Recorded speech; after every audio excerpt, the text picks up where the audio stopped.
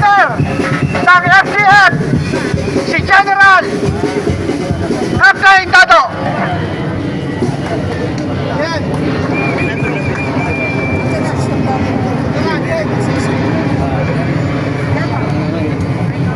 Atras kita mo. Atras. And now, the end is near, and so I face the final curtains. Okay na. Magandang gabi sa inyo lahat. Magandang gabi. Ba't kayo nandito? Ha? Susurtahan si Ato Bato. Okay? Ba't ano meron kay Bato? Kasi Huhulihin nila. gusto ng mga MBI pati si Triniling nakidnapin para dalhin naman doon sa dahil gusto niya isusunod kay Tatay Digong. Pwede ba yun? Hindi pwede. Bakit? Di pwede. Eh gusto ng gobyerno. Ano ba? Pakialam nyo? Hindi, hahanapin natin. Hindi. Ilabas yan. Huliin. Patala sa ICC. Ay, dapat doon ako sa kabila. Joke. Kayo, bakit kayo nandito? Handa ba kayong harangan? Handa ba kayo na pigilan? Handa ba tayo? Bago kayo sumagot ng handa, no? Ganito eh. Nandito kayo kasi meron kayo nakita na hindi tama.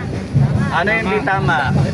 Meron tayong Senator of the Republic and the Senate of the Philippines na pinasok at sineserve yung warrant na questionable. Ngayon, whether totoo yung warrant o hindi totoo yung warrant, whether yung warrant galing sa dyan sa ICC na yan o hindi, kinakailangan pinakita. Ang issue dito ay yung soberanya natin lahat. Ginawa na kay Digong, hindi pwede na kahit sinong Pilipino ay isurrender sa ibang bansa, sa ibang korte. Kaya ang issue dito, hindi si Bato, hindi yung Senado. Soberanya. Ang issue dito, yung dignidad, yung ano natin, yung kalayaan natin, yung prinsipyo, yung ano natin, honor bilang Pilipino. Our freedom as a Filipino. We are entitled by the Constitution of the Republic of the Philippines na lahat kayo, nabasa nyo o kaya sumumpa kayo, sinasabi nyo sa Constitution, ang sinabi ng Constitution ay any Filipino should be presumed innocent until proven guilty in a court of law. Yung court of law saan ba? Sa ICC? O dito sa korte natin? Kaya hindi pwedeng dala si Bato sa ibang korte na hindi pa nasusubukan sa korte natin. Wala kang balat, isusukom ang tao mo. Kaya ngayon, handa ba kayo ipaglaban? Hindi si Bato, ipaglaban ninyo yung soberanya ng Pilipinas. Pagka kinuha si Bato at pinwersang kunin si Bato, ibig sabihin, yung mga nagpapakuha na yan, yung gobyerno natin, at yung mga tao nila ay wala ng respeto sa ating soberanya. Yes. And we declare a revolution pagka ganun ang gusto nila. Yes! Patay kung patay. Ganun lang. Yun ang message ko. Yan ang mensahe po ni General Tato. Captain Tato.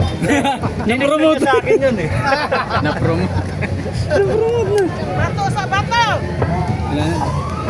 Pagkantabay lang. Ang paghihirap ng taong bayan personally, hindi sa salita lang.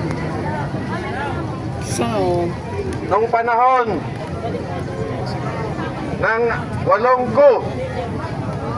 tinawag kami galing sa Davao 1986 at dala ako ng tropa dito sa Camp Aguinaldo at kasama kami nagdepensa sa Camp Aguinaldo ng 8 kudita.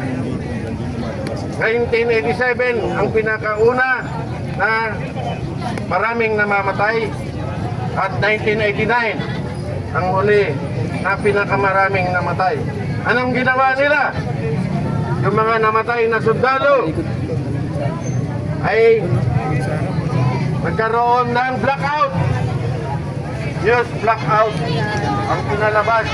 Ang mga namatay na sundalo na mahigit 100 ay namatay sa combat sa Mindanao. Kaya nandito ako ngayon na huwag niyong subukan ang galit ng taong bayan. Dahil nung nasa Davao kami nung 1979 hanggang 1984, araw-araw may namamatay na pulis.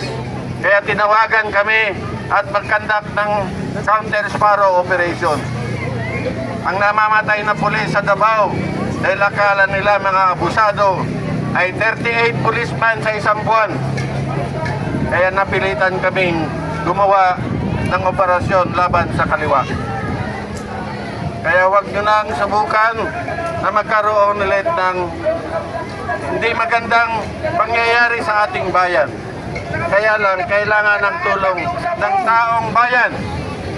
Kailangan ng taong bayan na ipakita natin na dapat sumunod tayo. Dapat sumunod tayo sa batas. Hindi lang ang taong bayan ang dapat sumunod sa batas. Dapat ang sumunod sa tamang pamamaraan at sa tamang batas. Kagaya ng ating konstitusyon ay dapat ang mangunguna ay ang law enforcers. Dahil kung wala ang taong bayan, ay baka mawawala rin kayo. Nakikita natin na pag lumakas ang kalaban, kaya ng mga kalaban sa kaliwa, ay wala na din naman nagawa ang PNP sa Davao. Ang Davao tinake over ng Marine Brigade noong panahon ni Colonel Biason. Kaya ang nagtatraffic sa Davao noong araw ay mga Marines. Ang nagtatraffic at nagpa-conduct ng peace and order operation sa Davao nung panahon ng kasagsagan ng bakbakan doon ay ang Marine. Ngayon, bakit ang nangunguna sa pagprotekta sa gumagawa ng mga kasalanan, lumalabag sa batas, ay pinoproteksyonan ng mga pulis at NBI? Tama ba yun? Ang tao ang makapagsabi kung tama yun. Pero sa experience namin na matagal na sa gera ay hindi tama kung ang bawat aksyon ay lumalabag sa batas. Kahit sino pa man na lumabag sa batas ay dapat hulihin at ipakulong. Pero sa tamang paraan. Meron tayong rules of engagement at tamang procedures kung paano ipapaira ng batas. At huwag niyong pilitin na lumabag kayo ng sunod-sunod sa batas dahil pag nagalit ang taong bayan ay hindi ninyo sila mapipigilan. Ganon ang nangyari sa Davao, kaya nagkaroon ng patayan nung araw na yun. Ito pa, noong 1989, numuntik nang matalo ang armed forces doon sa Camp Aguinaldo.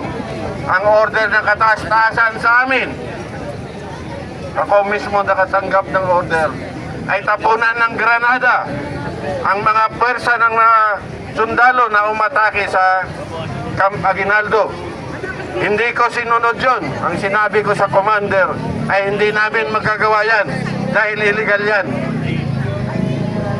Natanggal ba ako sa serbisyo? Hindi naman. Noong 1987, ang order sa amin, patayin yung mga leader ng nagkagkudita. Kasama na si Colonel Hunasan. Nag-make statement ako. Ang sinabi ko, mga kasama din natin yan. Mga kasama din namin yan. Sir, hindi namin pwedeng magagawa yan. Kung gusto nyo, kausapin na lang natin. So, yun ang hindi magandang experience kung panahon ng gera. Maraming nambubusabos, maraming abusado, at marami rin ang sumusunod sa tamang paraan. Ngayon, humihingi si Senator Bato ng tulong, particularly sa grupo namin. Kaya ang iba sa amin ngayon na matagal ng retired ay lumabas. At wala namang kaming armas, pero huwag nyo kaming pipilitin dahil marunong kaming maghanap ng armas. Huwag nyong pipilitin na isama namin ang taong bayan sa panahon ng kahigpitan. Pag pinaghihigpitan na ninyo ang taong bayan, baka hindi nyo makontrol. Ang strength ng armed forces at ng PNP ay almost 400,000 lang. Ang strength ng mga tao ay mahigit 100 million. So, huwag niyong pipilitin na umabot tayo sa hindi masamang gawain. So, kailangan natin na ipairal ang batas. Kung sundin natin ang batas, dapat ang mga senador ay sumunod din sa batas. Dapat meron din silang rules of engagement. Kung gusto nila na palabas si Bato, makiusap sila ng maayos sa Bato, kay Bato, para maayos yung legal procedures kung paano siya may turn over sa tamang korte.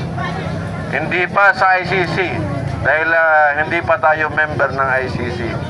So bahala na ang korte ang magdesisyon kung saan siya dadalhin. Pero sa ngayon, dahil nasa loob siya ng Senado, ay dapat huwag ninyong gawan ng special operation.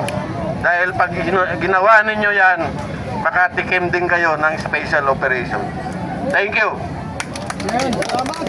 Retired General